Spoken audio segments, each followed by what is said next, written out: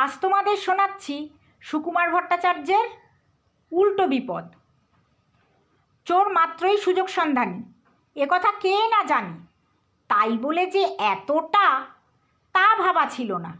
নইলে বেতরুগী আশুবাবু যখন ছেলের বউ নাতিপুতিকে আত্মীয়ের বিয়েবাড়িতে এক রাতের জন্য পাঠিয়েছেন, আর সেই রাতেই কিনা বাড়িতে চোর ঢুকলো।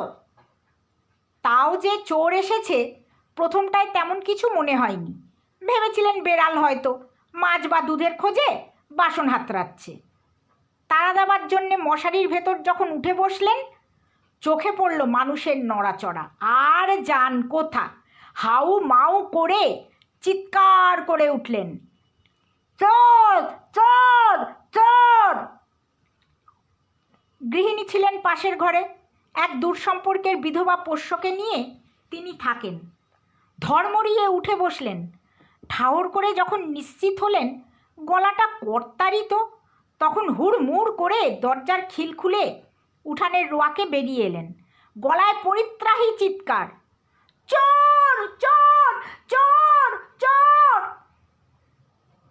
আর সঙ্গে সঙ্গে তারই চোখের সামনে দিয়ে কালো মতন খালি গা কে যেন সাত করে ছুটে পালিয়ে গেল উঠোন পেরিয়ে। ভদ্রমহিলা আর সামলাতে পারলেন না নিজেকে, এমনিতেই হাটের রোগ, তার উপর আকস্মিক ওই কালো বদখত মূর্তির সামনাসামনি হয়ে মাথাটাও গেল ঘুরে। চোরের পরেই মুখ দিয়ে যা বেরোতে লাগলো তা শুধু এক অস্পষ্ট গোঙানি। আর তাই না দেখে বিধবা পুষ্যির গা হাত পা কেঁপে উঠল থরথর করে। উঁচু গলায় ডুকরে উঠলেন তিনি, ওগো আমাদের কি সর্বনাশ হলো গো, খুন করলে গো, খুন করলে, কে কোথায় আছো গো। পাড়াপড়শির ঘুম ছুটল, যে যেমন পারলো বাড়ি থেকে বেরিয়ে এলো। ছেলে ছোকরারা হাতের কাছে যা পেল তাই নিয়েই এগিয়ে এলো। আশেপাশের বাড়িগুলোতে আলো জ্বলে উঠল পটপট করে, কেউ ছাদে কেউ বারান্দায় দাঁড়িয়ে গেল। আশুবাবুর বাড়ির চৌহদ্দি ততক্ষণে পাকাপাকিভাবে ঘেরাও। ছোকরারা সদর দরজায় ঘা মারছে, দুম দুম দুমার দুম দুম দুম। দরজা খুলুন, দরজা খুলুন, দরজা খুলুন, দরজা খুলুন, ভয় নেই, আমরা এসেছি। কিন্তু বেতোপায়ে বল আসতে একটু সময় লাগে। যদিও আশুবাবুর তৎপরতায় কোনো খামতি নেই, তবু ঘরের খিল খুলতে যথেষ্ট দেরি হলো। এদিকে পড়শিরাও আর ধৈর্য রাখতে পারলেন না। খুন কথাটা শোনার পর তারা সহজেই ভেবে নিল ব্যাপারটা খুবই ভজকট, একটা রক্তারক্তি কিছু ঘটেইছে।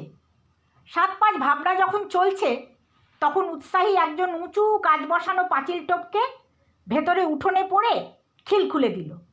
সকলে তারিফ করতে করতে হুড় মুড়িয়ে উঠোনে ঢুকে পড়ল। সাবাস সাবাস বঙ্কা, সাবাস সাবাস বঙ্কা, সাবাস বাহাদুর ছেলে বটে বঙ্কা। ততক্ষণে আশুবাবুও ঘর থেকে উঠোনে নেমেছেন। একসঙ্গে এত লোককে উঠোনে দেখে বিলক্ষণ ঘাবড়ে গেলেন। পরে নিজেকে সামনে নিয়ে বললেন, চল চল চল এসেছে ঘরে। কোথায়, কোনখানে? বুক চিতিয়ে কয়েকটা ছোকরা এগিয়ে এলো। আমার ঘরে, আমার ঘরে। কি বলছেন আপনি? এখনো আপনার ঘরে বসে আছে নাকি? তা তো বলতে পারছি না। ছোকরারা রোয়াক পেরিয়ে ঘরে ঢুকে পড়ল। চোর তো সত্যিই এসেছে। বাইরের দিক থেকে জানলার বাঁকানো শিক দেখা গেল। জানলাটা হাট করে খোলা। ঘরের লাইট জ্বালা থাকা সত্ত্বেও খাটের নিচে টর্চের আলো মারল। দালানের সিঁড়ি ধরে একদল উঠে গেল ছাদে। চারদিকে টর্চের আলো ঘুরল। চারধারে জোর তল্লাশি চলল চোরের। ছোকরাদের চোখে মুখে একটা দৃঢ়তার ছাপ দেখা গেল। ইয়ার্কি নাকি, পালালেই হলো? নিমিষের মধ্যে প্রতিটা গলিঘুচির মুখে মুখে দুজন দুজন করে মোতায়েন হলো।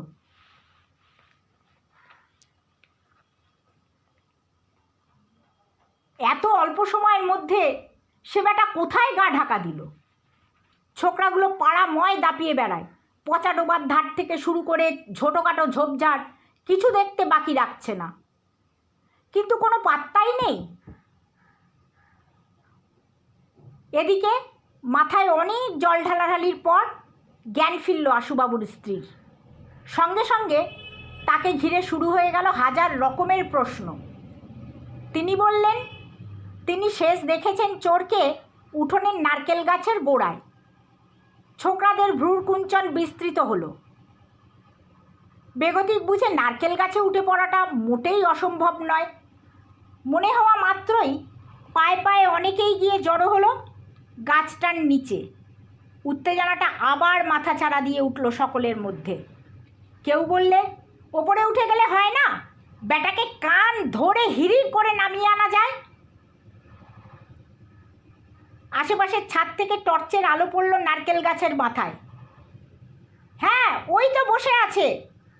বঙ্কিম কোথা গেলি? বঙ্কিম, বঙ্কা।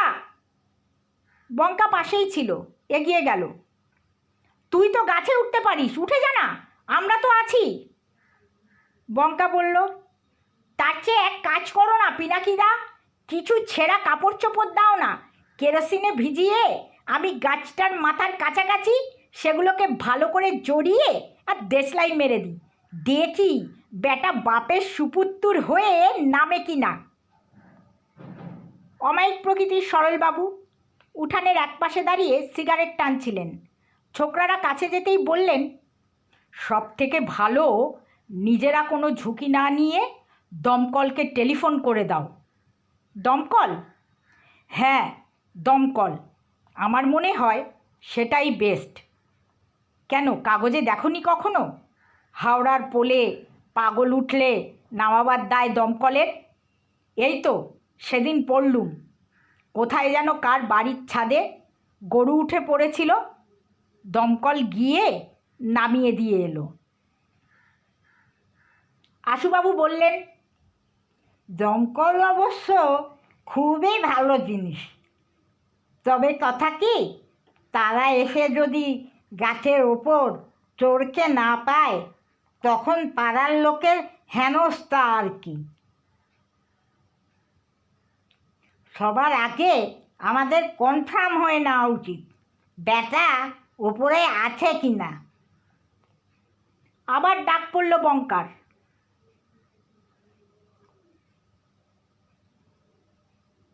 বঙ্কা, তুই উপরে উঠে যা।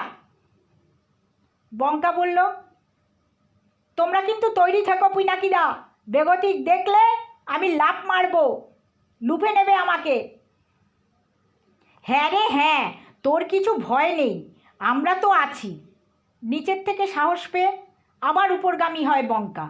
আশেপাশের বারান্দায়, ছাদে মেয়েদের দম বন্ধ হবার উপক্রম। এমন সময় বঙ্কার গলা নিচে ভেসে এলো, ইস ইস উহ। টর্চের আলো গিয়ে পড়ল বঙ্কার শরীরে। দুটো পা আর একটা হাতের সাহায্যে গাছকে জড়িয়ে ধরে মুখ মুছছে বঙ্কা। কিরে, কি হলো রে তোর? ওপর থেকে ছট ছট করে জল পড়ছে মাথায়। উত্তর শুনে অনেকেই হতভম্ব। হ্যাঁ বঙ্কা, অন্য কিছু নয় তো?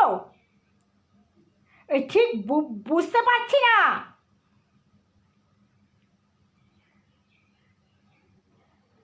যাই হোক, বঙ্কা আরও দু একবার বুক বায় ওপরে।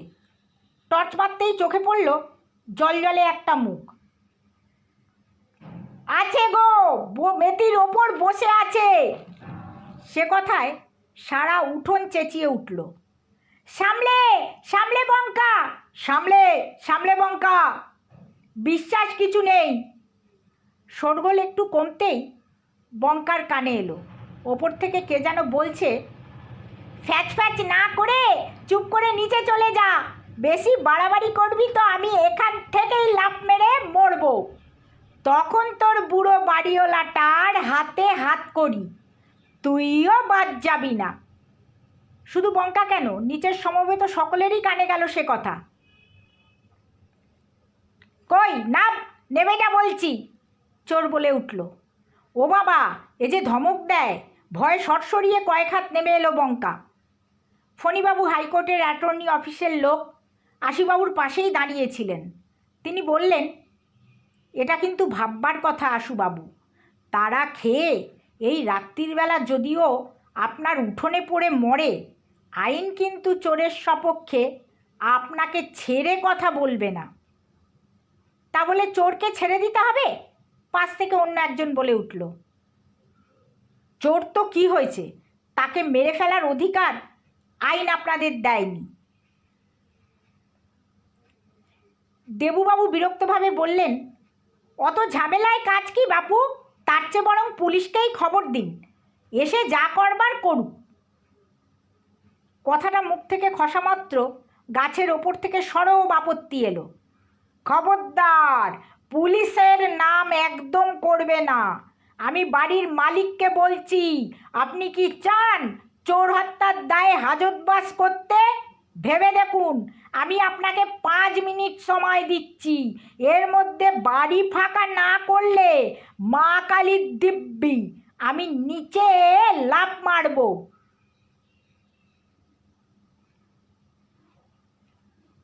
আশুবাবু বললেন, আপনারা তো সবই শুনলেন।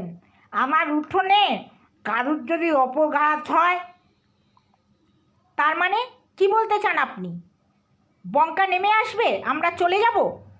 আশুবাবুর কথা শেষ হবার আগেই ছোকরারা এক পায়ে খাড়া, কখনো যাব না, কখনো না। দেখি চোরেরই একদিন কি আমাদেরই একদিন। এই বঙ্কা, ওপরে উঠে যা। চোর বলে ওঠে, খবরদার, চেষ্টা করেছ কি?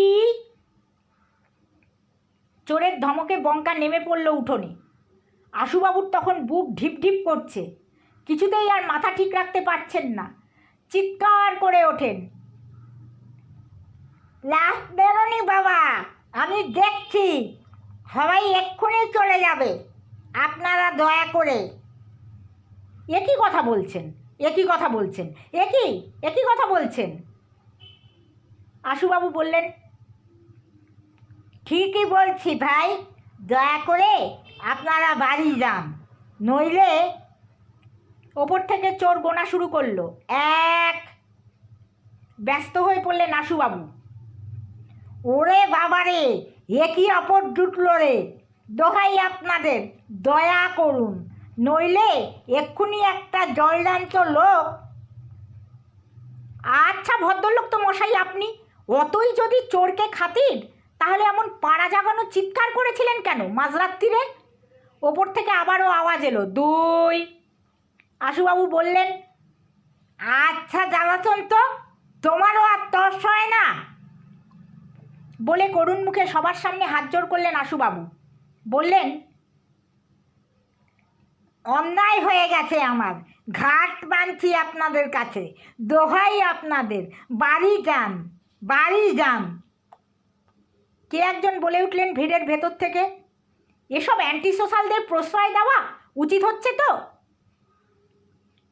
হচ্ছে, আমার বাড়িতে যা হচ্ছে তা আমারই হচ্ছে, আপনারা এখন যান তো।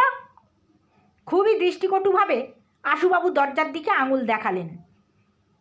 চোরের উপর থেকে আওয়াজ করল, আমি কিন্তু এবার 3 বলবো। খিচিয়ে উঠলেন আশুবাবু, থামো না বাপু একটু, তোমার উঠতেও যত তারা, নামতেও তস হয় না।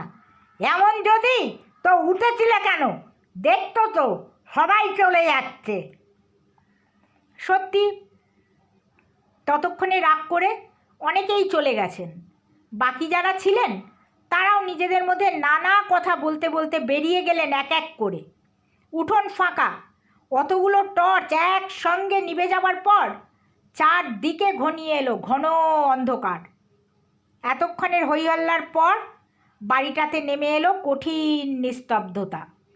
বাইরে থেকে ঘরমুখো পড়শিরা শুনতে পেলেন আশুবাবুর গলা, বাবা সাবধানে নেমে এসো, বাবা সাবধানে নেমে এসো, ভালো করে তাকিয়ে দেখো, সবাই চলে গেছে, আর কেউ নেই।